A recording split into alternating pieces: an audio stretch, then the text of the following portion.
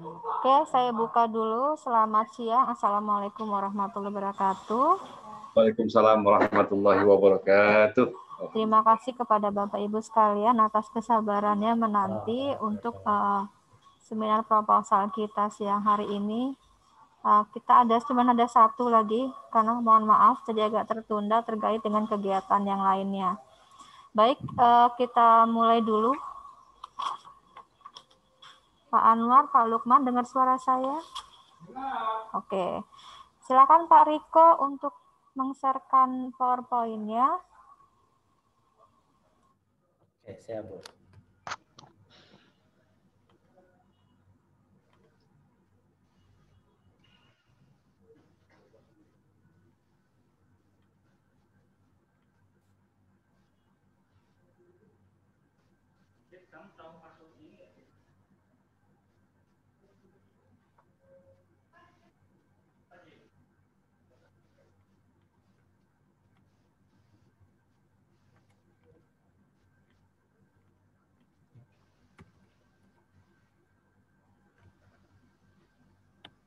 Oke, silakan dimulai Pak Riko.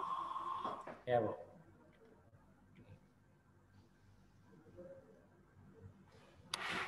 Oke, bismillahirrahmanirrahim. Assalamualaikum warahmatullahi wabarakatuh. Selamat siang ke Pak Anwar, Pak Luhan, reviewer dari proposal penelitian kami.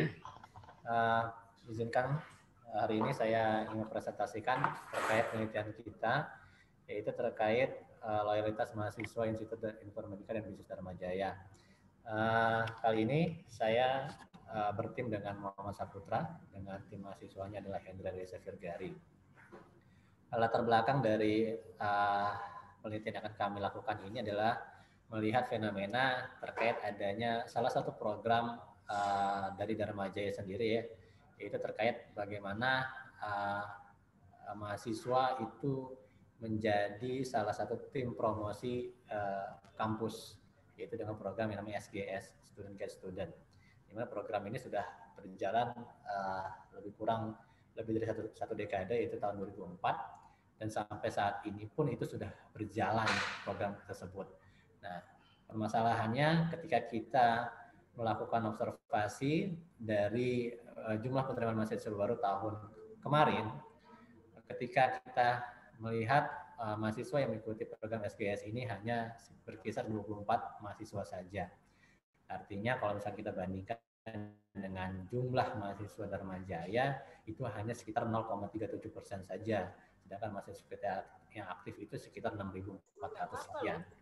Nah, dari 24 mahasiswa ini yang mengikuti program SGS ini, mereka hanya mendapatkan sekitar 35 mahasiswa baru yang berasal dari program SGS. Nah, ini menjadi tanda tanya bagi kita, bagaimana melihat apakah tingkat loyalitas mahasiswa ini terkait dengan institusi Dharma Jaya ini seperti apa. Akhirnya kita melakukan namanya prasurvei, di mana sampel yang kita gunakan itu ada sekitar 100, namun yang kita gunakan adalah prasurveinya itu kita ambil 20 orang terlebih dahulu. Ternyata ketika kita melakukan yang namanya wawancara, 80% mahasiswa ini jawabannya tidak seantusias yang kita dapatkan. Ternyata 80% ini tidak merekomendasikan Dharma Jaya sebagai perguruan tinggi untuk melanjutkan studi mereka. Nah, ini akan menjadi pertanyaan bagi kita, bagaimana tingkat loyalitas mahasiswa kita untuk bisa bisa menjadi tim promosi Dharma Jaya, sehingga program ini apakah akan efektif atau tidak. Nah, di sini kita akan menggali apa sih permasalahan-permasalahan yang menyebabkan loyalitas ini akan bermasalah. Maka di sini kita rumuskan masalahnya, yaitu ada 2 faktor apa saja mempengaruhi loyalitas mahasiswa dalam mempromosikan kampus Dharma Jaya. Yang kedua, bagaimana meningkatkan loyalitas mahasiswa dalam mempromosikan kampus Dharma Jaya. Ini berkaitan dengan strateginya nanti. Tujuannya otomatis adalah bagaimana kita bisa memberikan masukan nantinya kepada PMB khususnya ketika melakukan pendekatan kepada mahasiswa dan umumnya kepada prodi ketika mahasiswa ini melakukan kegiatan di kampus ini, kita akan melihat apa kriteria-kriteria yang dirasakan kurang oleh mahasiswa sehingga mereka tidak mau melakukan promosi atau melakukan pendekatan kepada rekan-rekannya, saudara-saudaranya untuk bisa masuk ke kampus Dharma Jaya ini sendiri. Lalu tinjau pustaka yang kami gunakan itu ada 4, bicara loyalitas, kualitas layanan, citra perguruan tinggi, dan kepuasan. Metode penelitian yang kita gunakan di sini jenisnya adalah data kausalitas, sumber datanya data primer, yaitu kita menggunakan kuesioner, dan ada wawancara terkait nanti bicara tentang strategi yang mungkin akan kita gunakan. Ini bicara tentang keluhan-keluhan yang akan didapatkan dari mahasiswa tersebut. Lalu teknik pengumpulan datanya adalah kuesioner. Populasi dari sampel, populasinya adalah seluruh mahasiswa Dharma Jaya yang aktif, yaitu sekitar 6.404 orang. Ini data yang kita dapatkan. Sampel yang kita gunakan adalah purposive sampling, di mana perhitungannya kita menggunakan rumus Lovin, maka kita dapatkan sekitar 96 orang, lalu kita gunakan jadi 100 orang. Metode analisis datanya dengan structural acquisition modeling lewat PLS. Nah, itu saja yang bisa saya sampaikan. Lebih kurangnya saya mohon maaf. Selanjutnya saya serahkan kepada moderator. Oke, terima kasih Pak Riko. Silakan Pak Anwar Sanusi dan Pak Lukmanul untuk memberikan masukan kepada Pak Riko terkait proposal yang beliau ajukan.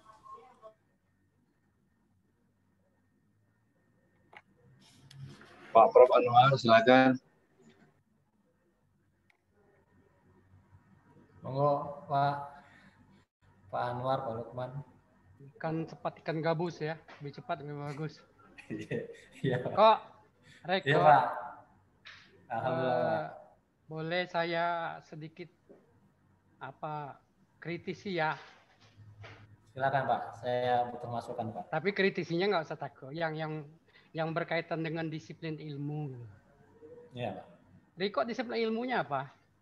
Saya keuangan Pak.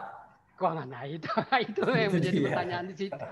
Itu yang jadi pertanyaan. Iya, jadi dari keuangan lari ke marketing gitu loh. Nggak apa-apa sih, nggak apa-apa. Karena kalau penelitian itu mau berkeberlanjutan, mau mengukur kita ini kompetensinya kemana, salah satu instrumen ngelihatnya itu dari riset gitu. Iya Pak. Artinya riset itu konsisten. Nah, kenapa gitu? Halo. Iya Pak, silakan Pak. Harus konsisten dengan tesis. Kalau skripsi tidak bisa nggak apa-apa. Tesis saja tolak ukurnya. Tesis, disertasi langsung ke penelitian selanjutnya. Karena mau tidak mau, suka tidak suka, kalau kita sudah terjun di dunia perguruan tinggi itu sama dengan tentara gitu loh. Kalau tentara itu sasaran akhirnya jenderal gitu loh. Ya. Kalau perguruan tinggi mau tidak mau, suka-suka, ya profesor lah gitu loh. Itu loh, kira-kira begitu. Nah, itu relevansi dengan konsisten itu sangat memenuhi, sangat menentukan gitu loh. Jadi raw modelnya gampang. Saya raw model yang gagal tapi karena disiplin ilmunya itu nggak konsisten gitu. Jadi raw model yang salah. Nah, jangan diikutin yang salah itu, tapi jadikan dasar untuk berpikir. Ya. Oke Pak, siap Pak. Tapi kalau untuk membantu misalnya Dharma Jaya untuk menciptakan strategi itu enggak masalah sih. Ya. Karena runtutannya itu disiplin ilmunya itu harus membuat roadmap. Artinya sebelumnya kita sudah mengatakan meneliti ini, sedang dikerjakan ini, yang akan datang ini. Itu roadmap. Itu runtutan ketika itu. Oke, paham buat saya ya? Oke, jadi bukan saya mempermasalahkan masalah penelitiannya ya, masalah pengajukannya. Cuma itu sebagai ini ya, raw modelnya kelas dari saya gitu lah. Karena saya juga orang keuangan, orang marketing, dari marketing larinya ke manajemen perguruan tinggi. Jadi raw model yang salah ya, jangan diikutin gitu loh. Oke, baik kalau begitu. Masalah loyalitas ini kan bukan barang baru. Ini mulai dari tugas akhir, skripsi, tesis, sampai ke disertasi malah banyak banget. Cuman kemasannya aja yang berbeda. Maka untuk sedikit filosofi risknya. Ini menjadi bahan kita untuk kita gunakan sebagai penelitian dengan mengkombinasikan salah satunya program di Dharmajaya, yaitu program SGS itu sendiri. Gitu. Karena program SGS itu kan pembentukannya memang pengkhususan, di mana Dharmajaya itu menurunkan langsung mahasiswanya untuk bisa menjadi tim promosi kampus. Gitu. Oke, jadi maksud saya itu jangan tidak dimasukkan dalam latar belakang. Jadi di dalam latar belakang itu adalah keunikan.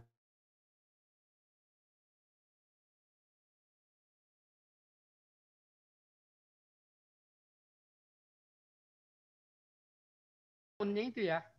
Jadi orang sudah melakukan penelitian ini gitu loh. Namun ini yang belum. Itulah pembeda yang kita punya bakal. Itulah keunikannya. Itu dia. Nah, di satu sisi juga positioningnya itu artinya apa gitu loh. Urgennya loyalitas itu mau diukur kenapa gitu loh. Apa urgennya gitu loh. Urgennya keberlanjutannya itu artinya ya. Nah itu maksud saya kemasan dalam latar belakang itu harus muncul. Nah sekarang saya tanya nih ya kriteria loyalitas dimaksud itu seperti apa gambarnya kriteria loyalitasnya? Ya sebenarnya kriteria ini bagian dari Pak Putra ya Pak, maksudnya yang iya. Nggak apa-apa kalau misalkan kita tulis di sini kriterianya ya salah satunya mungkin kita menekan yang namanya retention Pak, ketertarikan terlebih dahulu, bagaimana si mahasiswa itu punya ketertarikan kepada institusinya itu sendiri, sehingga muncul yang namanya loyalitas itu sendiri. Kenapa saya tanya itu? Kenapa saya tanya Pak Riko ya sama teman-teman ya? Kenapa saya tanya itu? Karena namanya loyalitas itu yang paling urgent itu cuma dua. Yang pertama itu berulang-ulang. Ya. Misalnya orang kalau belanja itu maunya ke Indomaret terus, Alfamart, Indomaret, loyal dia. Berarti dia loyal kan? Okay. Nah jadi kalau kita ngukur manusia, Dharmajaya itu orang masuk itu pertama dia masuk, adiknya juga masuk, anaknya juga masuk, cucunya juga masuk, kawannya juga masuk, itu kan? Artinya itu harus dibuat instrumen yang menjaring apa data itu gitu loh. Yang menjaring tadi itu artinya tidak saja yang mau ditanya atau yang sebagai responden mahasiswa, bisa saja alumni yang sudah keluar. Ya. Gitu loh. Jadi pertanyaannya bisa dua, tertutup dan terbuka gitu loh. Itu ya, itu ini. Untuk bahan ke depan. Ya, itu buat bahan depan Pak. Cuman kan kita fokusnya sekarang di program SGS itu dulu Pak. Karena apa-apa. Ya, melihat fenomena tadi itu. Nah, begini, ada lagi pertanyaannya. PSG itu kalau penelitian itu kan nggak bisa kita ucuk-ucuk, ini loh pentingnya, ini loh pentingnya. Tapi ada proses latar belakangnya kok. Kenapa dengan PSG itu gitu loh, sehingga muncullah PSG ini. Ya. Sama dengan penelitian orang komputer gitu. Tiba-tiba dia membuat aplikasi nggak bisa gitu loh. Jadi prosesnya dulu gitu loh. Oh, rupanya perguruan tinggi ini butuh aplikasi gitu loh. Nah, sama dengan PSG kalau PSG. Ya, gitu ya Pak. Nah, saya langsung ke sebelum diinikan Lukman, saya masuk ke permasalahan kedua. Boleh dibantu saya dibacakan masalah yang kedua atau tujuh kedua apa? Masalah keduanya itu bicara tentang bagaimana meningkatkan loyalitas mahasiswa dalam mempromosikan. Oke, yang ketiga, sorry, yang ketiga apa? Kami hanya 2 aja, Pak. Oh, 2. Yang masalah tadi yang audit. Apa yang kedua tadi? Kedua, saya lupa. Bagaimana meningkatkan loyalitas mahasiswa? Tadi saya lihat strategi ya, tujuan apa? Iya, itu maksudnya jatuhnya nanti ke strategi, Pak. Nah, gitu maksud saya. Jadi yang bakal dibangun nanti model strateginya itu seperti apa ya? Strateginya itu berdasarkan dari kuesioner dan wawancara yang kita lakukan di sana, Pak. Artinya kita melihat dari pain-nya mahasiswa, kekurangannya apa dari sisi layanan Dharma Jaya, sehingga itu yang menyebabkan si mahasiswa itu tidak mau merekomendasikan.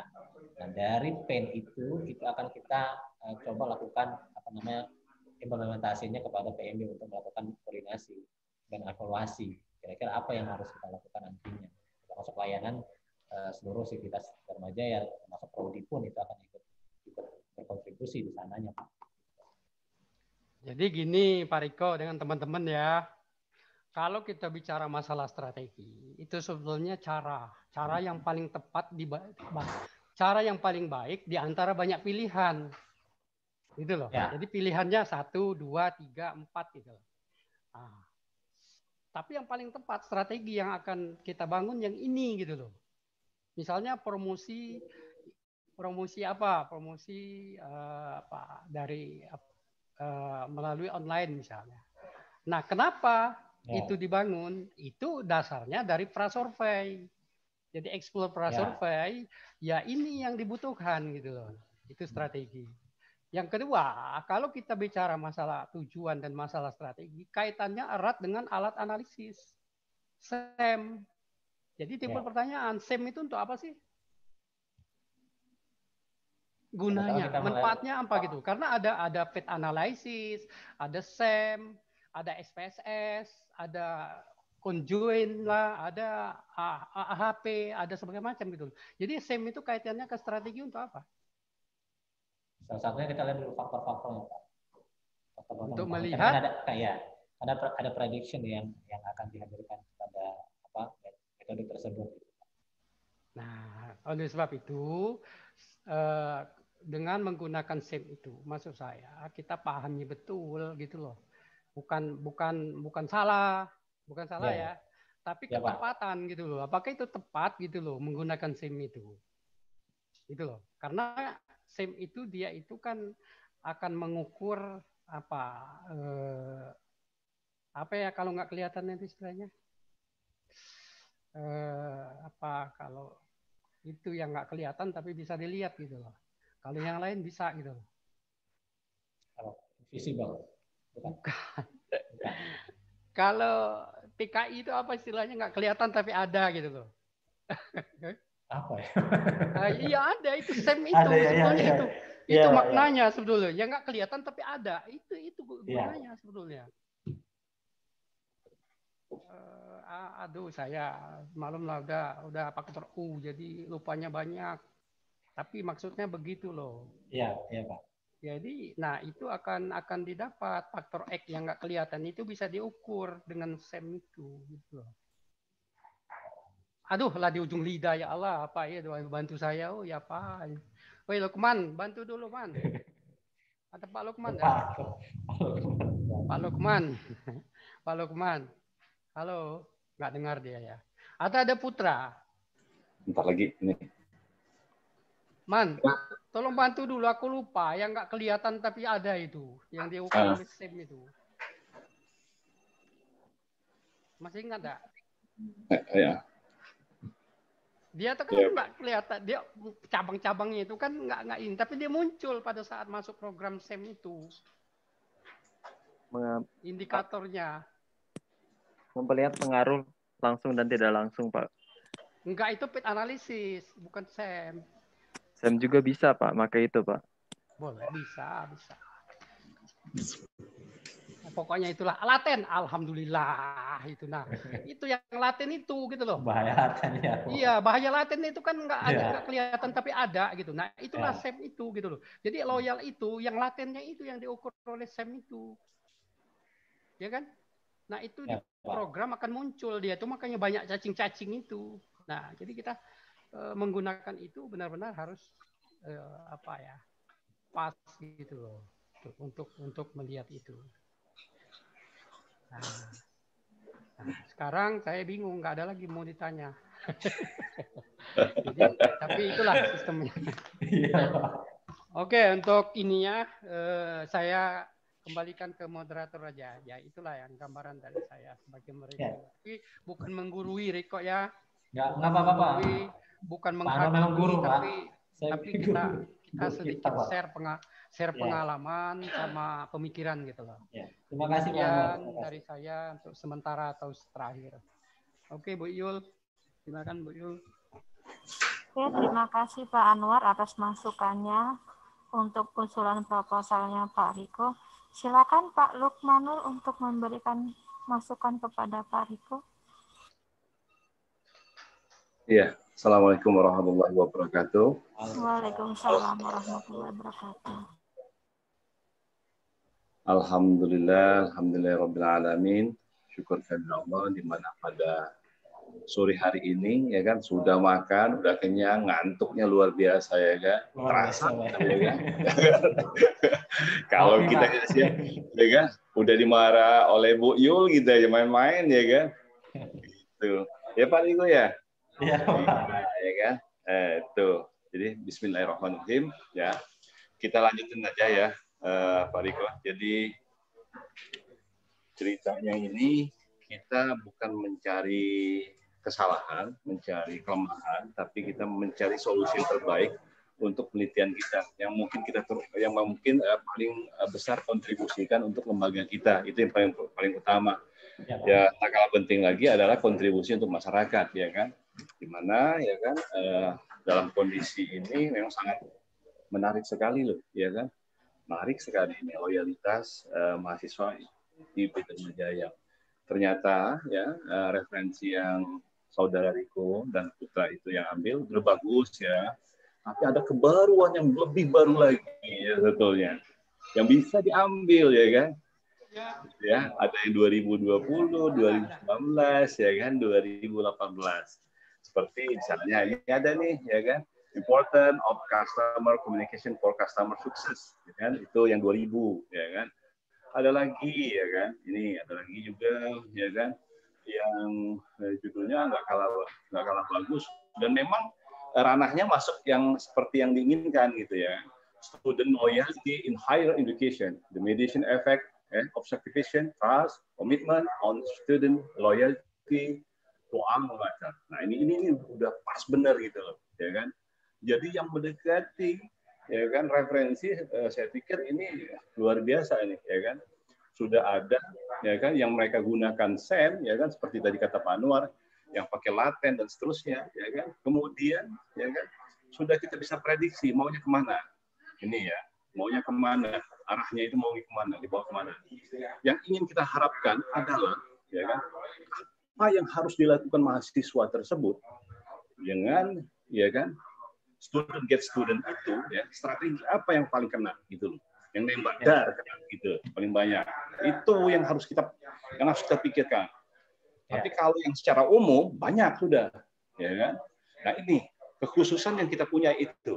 Yang itu akan kita kontribusikan untuk Dharma Jaya gitu loh, ya kan?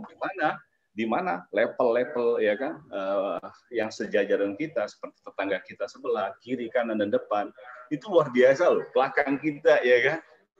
Nah ini menyangkut ya kan internal dan eksternal, ya kan? Ya. Itu harus itu.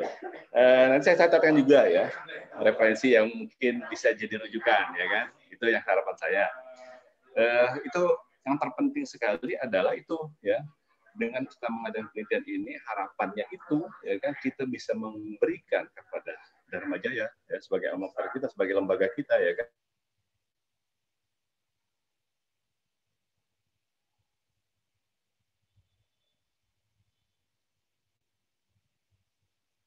Pak Lukman terputus. Pak Lukman kayaknya jaringannya lagi gangguan.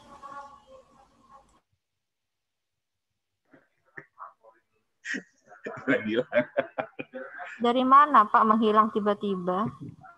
Gak tahu. Ulniul, jangan gitu dong. Masa tiba-tiba berubah lagi background belakangnya?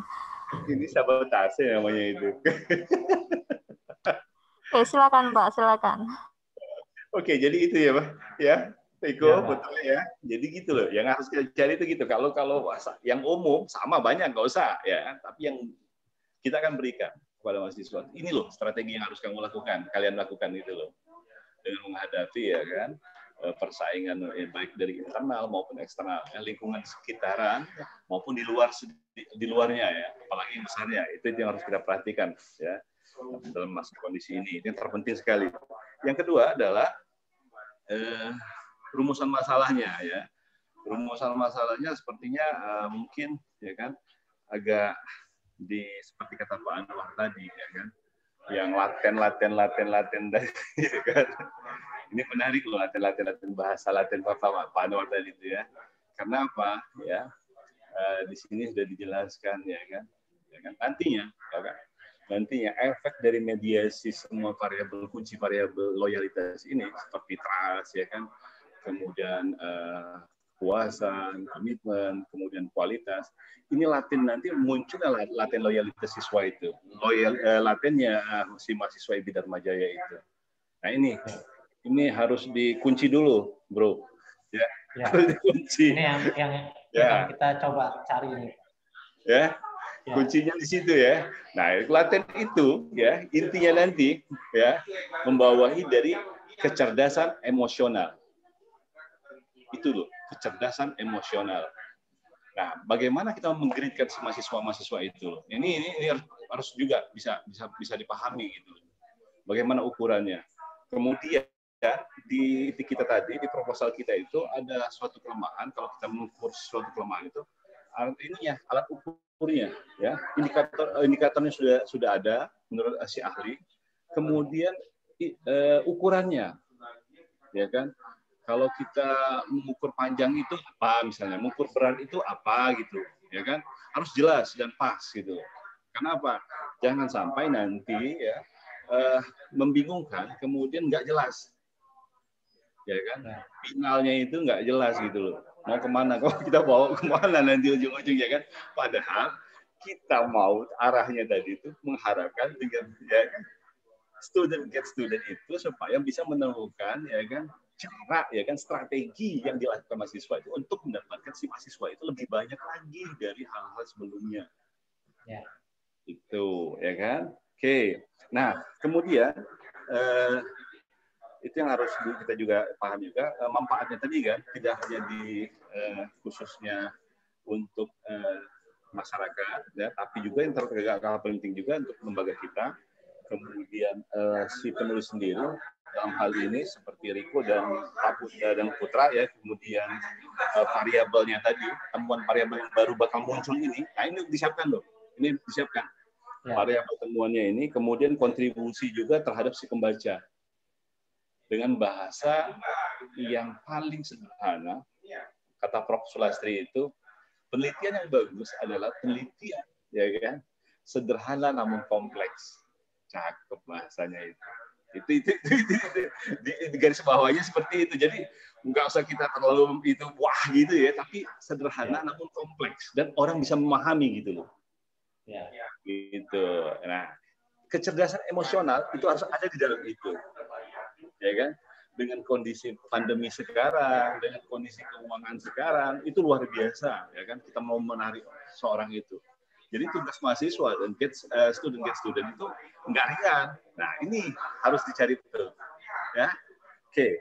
Lalu berikutnya PLS, literatur yang lalu, ya kan, yang terbaru juga itu mereka menggunakan PLS sama, ya kan.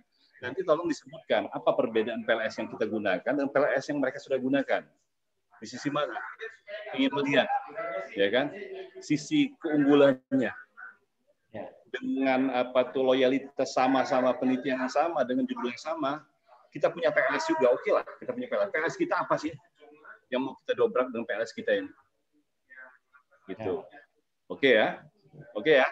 Saya setuju ya. Siapa? Setuju. Ya. Berikutnya adalah mungkin harus dipahami ya kan SOP-nya, tata urutannya, ya kan prosedurnya itu harus dipanuti ya, jangan sampai diabaikan karena begitu diabaikan tarik akhirnya pasti nggak pas gitu. Ya, kan? Itu. Catatan berikutnya adalah bahasa yang digunakan. Itu tadi dulu. Bahasa yang digunakan kita sederhanakan. Kalau misalnya kan ini literatur apa jurnal-jurnal internasional itu mungkin bahasanya sudah agak tinggi, kita sederhanakan dan bahasa kita, ya, lingkungan kita, ya, demografi kita, itu. Lalu untuk persoalannya 2, tapi kalau saya lihat itu ada katanya melibatkan mahasiswa. Iya. Enggak ya? Ada pelibatan mahasiswa. Ada ya? Nah, oke.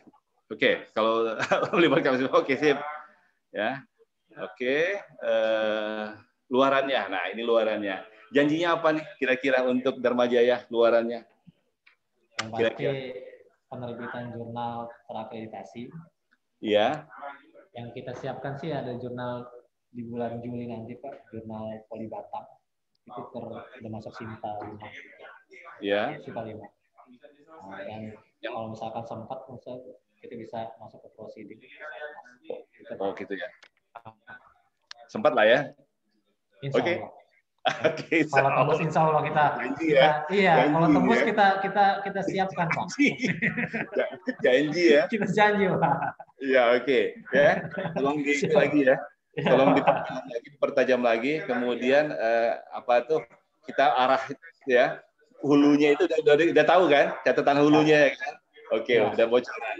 Baik, mungkin itu saja Bu Yulma, Bu Fitri, Bu Putria, Bu Paurani, Bu Sri, silakan. Pak Anwar, silakan. Terima kasih Pak Lukman. Ya.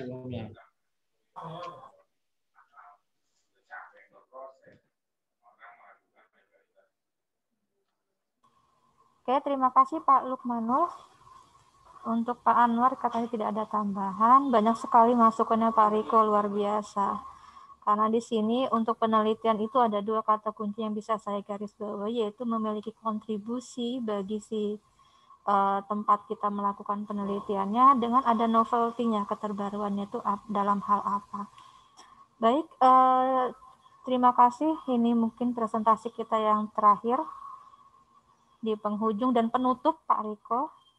Terima kasih Pak Lukmanul, terima kasih kepada Pak Anwar, Bu Faurani, atas partisipasinya menjadi reviewer, Bu Fitria, kemudian Bapak Ibu pengusul, ini ada Pak Riko, Bu Sri Rahayu masih tetap bergabung, kemudian Bu Kurnia masih semangat di siang hari ini. Oke, saya tutup untuk seminar proposal kita pada siang hari ini. Selamat siang, wassalamualaikum warahmatullahi wabarakatuh. Mohon maaf jika ada kekurangannya. Alhamdulillahirrahmanirrahim. Assalamualaikum. Waalaikumsalam. Terima kasih. Maaf ya semua.